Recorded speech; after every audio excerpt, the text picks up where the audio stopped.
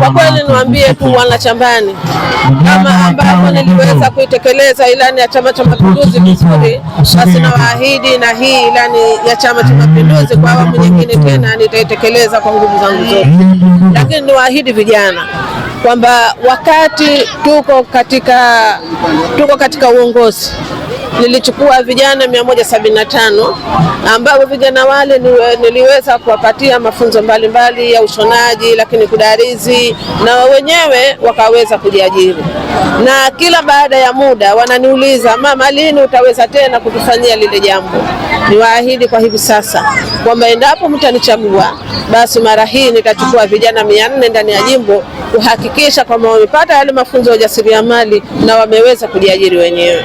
Lakini pia niwaambie kina mama wenzangu ambao ni wajane, nitaendelea kwa pamoja, tutaendelea na mashirikiano ya pamoja, lakini pia nitahakikisha kwamba wajane wetu tumeshirikiana nao ili na wao waweze kuwa katika hali nzuri. Lakini pia tunao wajasiriamali ambao wanauza samaki, tunao wajasiriamali ambao wanafanya kazi zao skuli, wote wale ambao tulikuwa nao, basi na waahidi tutaendelea kushirikiana nao hatua kwa hatua. Lakini vile vile katika swala zima la elimu, niwaambie walimu ule mwongozo ambao tulikuwa nao katika jimbo letu la kuwasaidia vijana wetu kuhusiana na elimu, basi yote tutaendelea kuwa nayo hatua kwa hatua mpaka tuhakikishe kwamba jimbo letu limeweza kunawiri. Tunajua kwamba wako wananchi wana shida ya barabara ziko vibaya, lakini niwaambie tu kwamba Serikali ya Mapinduzi ya Zanzibar tayari kuna barabara ambazo zimeshaingizwa katika mpango, ikiwemo barabara ya Kenya, ikiwemo barabara ya Wambaa, ikiwemo barabara ya Magolini kuelekea Matere kwa Pupu. Barabara hizi zote ziko kwenye mpango na rais wetu ameiona shida ya wananchi, na baada ya uchaguzi basi barabara hizi zote zitatengenezwa kwa kiwango kizuri. Naomba sana tumpeni kura Rais wa Jamhuri ya Muungano wa Tanzania, mama yetu Samia Suluhu Hassan, kwa kazi kubwa ambayo ameifanya.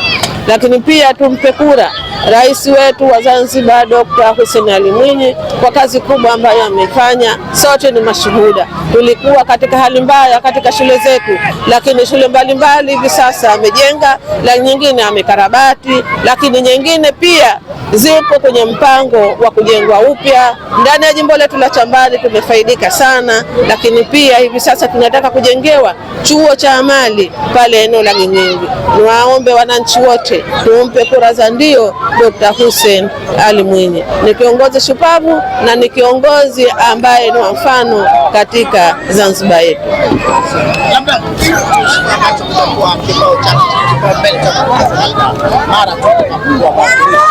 Kwa kweli mara hii kikao changu mbele ni kuwaona kina mama ambao wameweza kujigomboa, lakini na vijana kuwapa kipaumbele, hususan vijana wetu wanatafuta ajira. Lakini ajira sote tunajua kama sio serikali kama itaweza kuwapatia ajira wote, hapana. Lakini nitaendelea kuwapatia yale mafunzo ambayo wataweza kujikwamua wao wenyewe.